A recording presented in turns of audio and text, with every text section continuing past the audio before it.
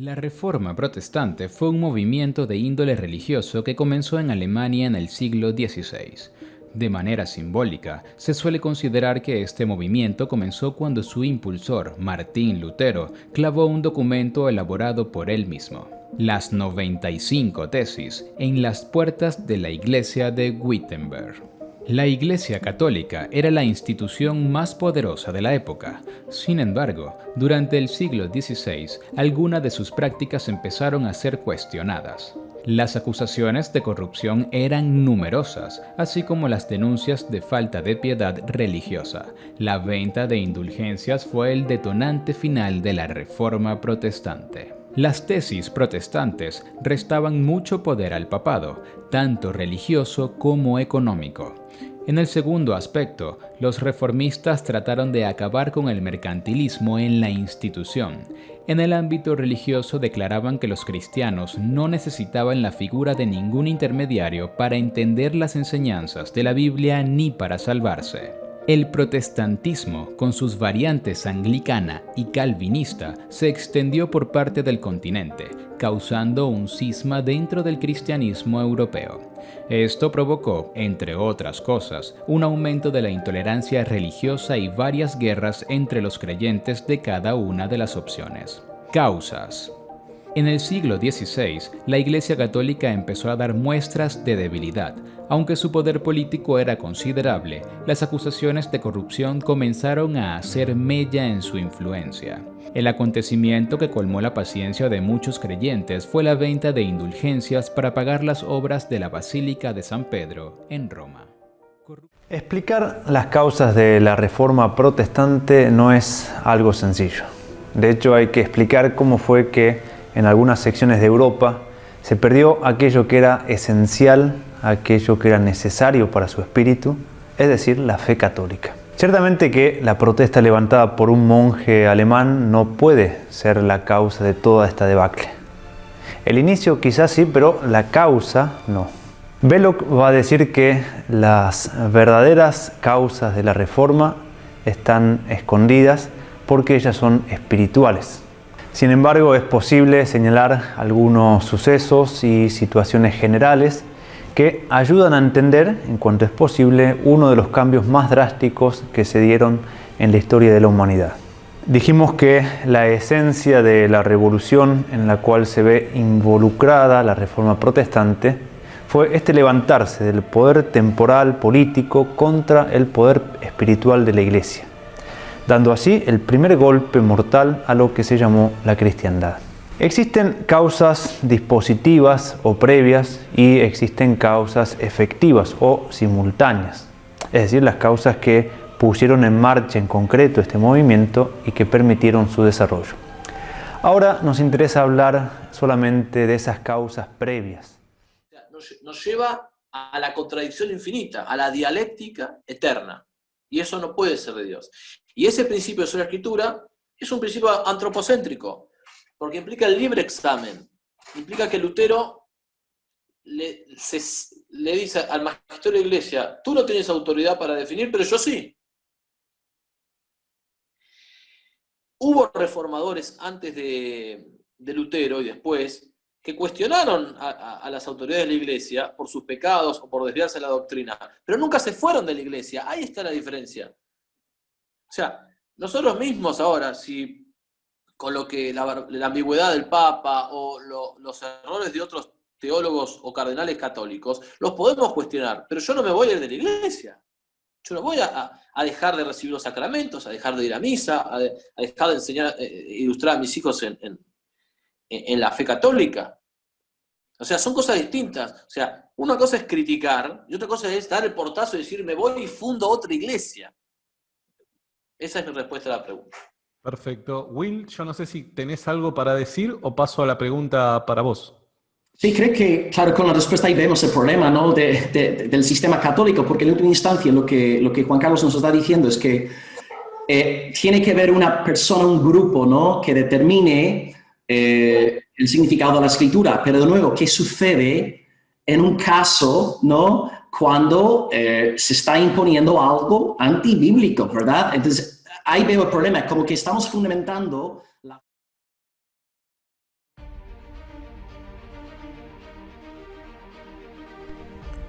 Los cristianos primitivos no enseñaban que hubiese un purgatorio, no adoraban imágenes, no rendían culto a ningún santo ni veneraban reliquias.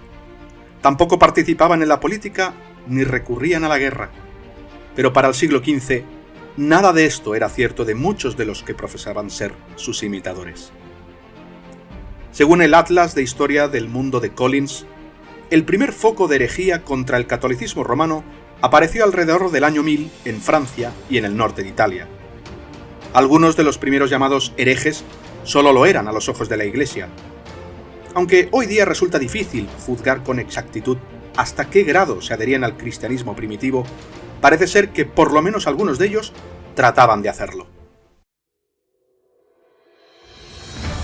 Hola amigos de Pixelando la Historia. Vamos a considerar la Reforma Protestante.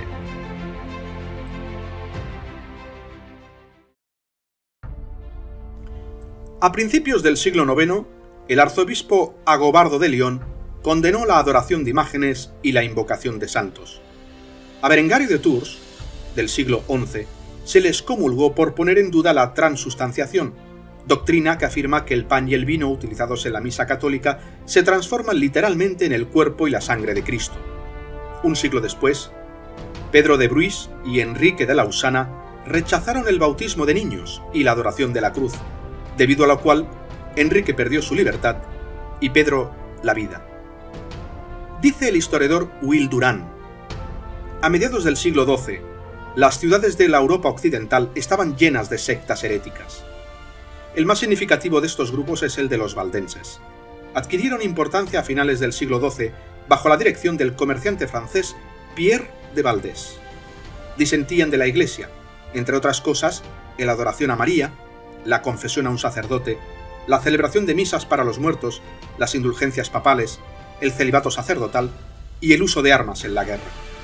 Este movimiento se esparció con rapidez por toda Francia y el norte de Italia y se adentró en Flandes, Alemania, Austria y Bohemia.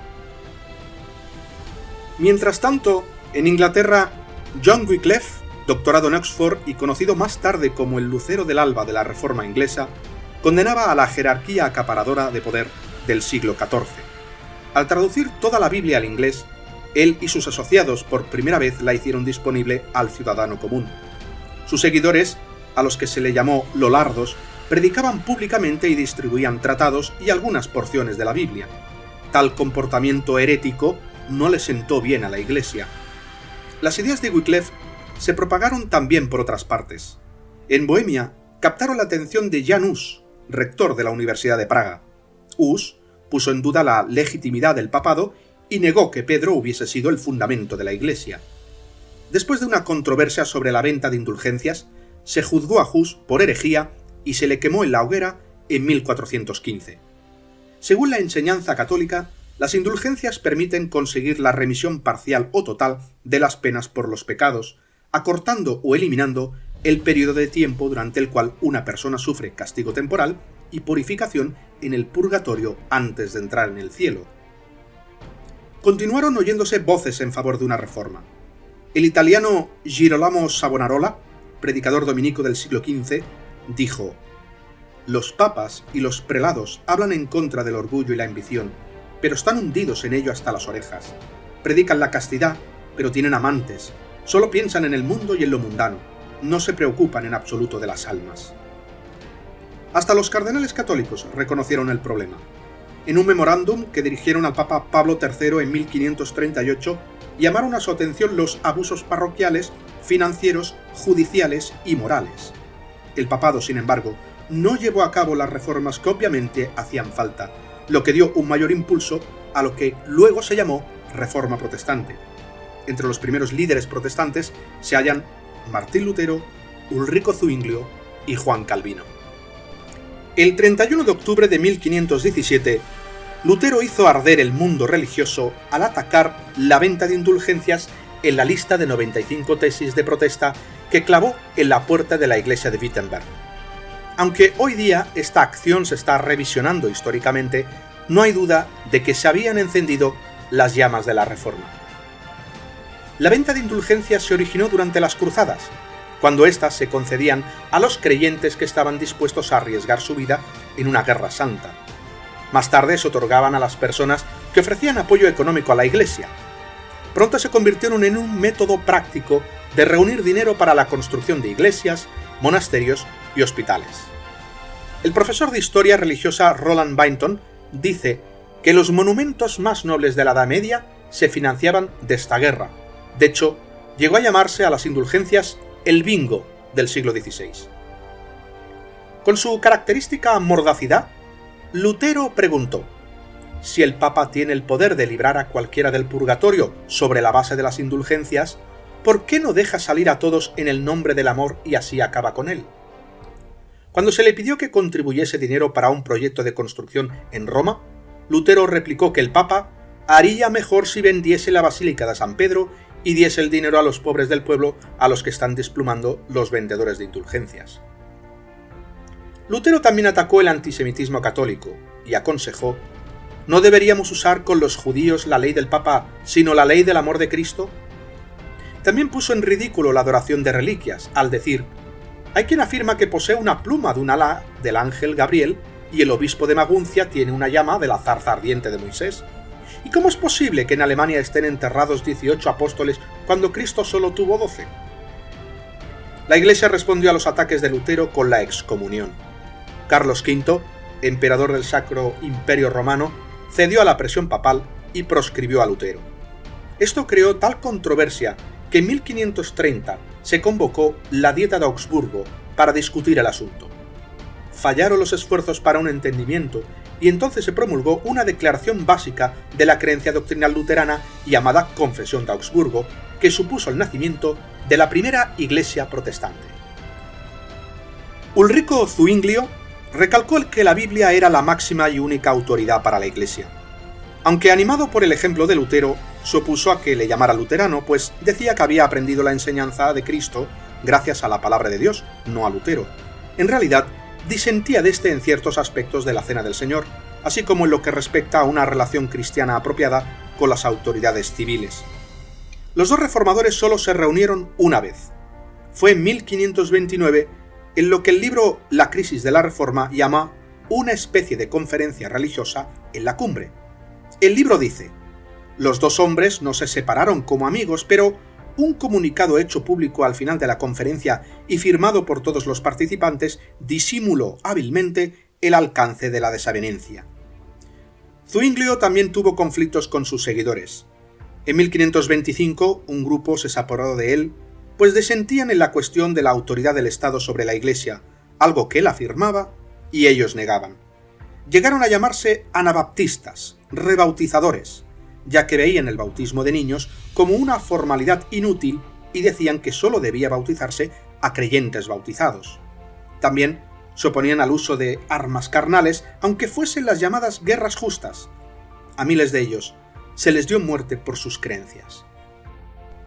Muchos eruditos ven a Juan Calvino como el mayor de los reformadores.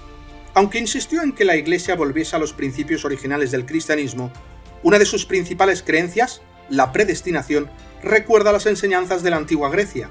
Según los estoicos, Zeus determinaba todas las cosas y los hombres debían resignarse a lo inevitable. Es patente que esta doctrina no es cristiana. Los protestantes franceses, a los que en los días de Calvino se llegó a conocer como hugonotes, fueron víctimas de una feroz persecución. Comenzando el 24 de agosto de 1572, con la matanza de la noche de San Bartolomé, las fuerzas católicas de Francia dieron muerte a miles de ellos, primero en París y luego en todo el país. Pero los hugonotes también tomaron la espada y mataron a muchos durante las sangrientas guerras de religión que tuvieron lugar en la última parte del siglo XVI. Decidieron pasar por alto las instrucciones de Jesús a ambos bandos. Continúen amando a sus enemigos y orando por los que los persiguen. Calvino puso el ejemplo con los métodos que utilizó para promover sus convicciones religiosas, métodos que el difunto clérigo protestante Harry Emerson Fosdick llamó despiadados y vergonzosos. Bajo la ley eclesiástica que Calvino introdujo en Ginebra, en 4 años fueron ejecutadas 58 personas y desterradas 76. Pero se calcula que para finales del siglo XVI se había quemado en la hoguera a 150 personas. Una de ellas fue Miguel Servet, médico y teólogo español que rechazó la doctrina de la Trinidad, convirtiéndose en el hereje del ciudadano del término medio. Las autoridades católicas lo quemaron en efigie, pero los protestantes fueron un significativo paso más allá y lo quemaron vivo en la hoguera. Aunque en principio concordaban con Lutero, algunos que aspiraban a ser reformadores se echaron atrás. Uno de ellos fue el humanista neerlandés Erasmo de Róterdam. En 1516 se convirtió en el primero que publicó el Nuevo Testamento en el griego original. La publicación Edinburgh Review dice que fue un reformador hasta que la Reforma se convirtió en una realidad espantosa. Sin embargo, otros llevaron adelante la Reforma y en Alemania y Escandinavia el luteranismo se esparció rápidamente. En 1534, Inglaterra rompió con el control papal y Escocia, bajo el reformador John Knox, pronto le siguió. En Francia y Polonia el protestantismo halló reconocimiento legal antes del fin del siglo XVI. Los historiadores protestantes consideran que la Reforma restauró el cristianismo verdadero, mientras que los eruditos católicos dicen que fue un error teológico. Ahora bien, ¿qué revela una mirada retrospectiva a la historia religiosa? ¿Fue la Reforma protestante una verdadera reforma? ¿O se trató tan solo de una innovación que reemplazó una forma de adoración defectuosa por otra también defectuosa? Los reformadores protestantes resaltaron la importancia de las escrituras y rechazaron las tradiciones, aunque Martin Marty, redactor jefe de la revista The Christian Century, dice que durante el siglo pasado cada vez más protestantes estuvieron dispuestos a ver una relación entre la Biblia y la tradición. Sin embargo, sus antepasados en la fe no pensaron así, pues para ellos la Biblia ocupaba una posición especial y nunca pudieron igualarse a ella ni la tradición ni la autoridad papal. Como decía Lutero, la sola escritura. Esta actitud aceleró el interés en la traducción, distribución y estudio de la Biblia. A mediados del siglo XV, más de 50 años antes de que las ruedas de la Reforma comenzasen a rodar, Johannes Gutenberg, compatriota de Lutero, proveyó al venidero protestantismo una útil herramienta. Inventó un método de imprimir con caracteres móviles y produjo la primera Biblia impresa. Lutero le vio grandes posibilidades a este invento y llamó a la imprenta la última y mejor obra de Dios para diseminar la religión verdadera por todo el mundo. Ahora más personas podían tener una Biblia, hecho que la Iglesia Católica no aprobó. En 1559, el Papa Pablo IV dictaminó que no se podía imprimir ninguna Biblia en lengua vernácula sin la aprobación de la Iglesia, y ésta rehusó concederla. En 1564, el Papa Pío IV dijo: «La experiencia ha demostrado que si se permite la lectura de la Biblia en la lengua vulgar sin establecer criterio alguno, el resultado será más daño que bien». La Reforma produjo una nueva clase de cristianismo.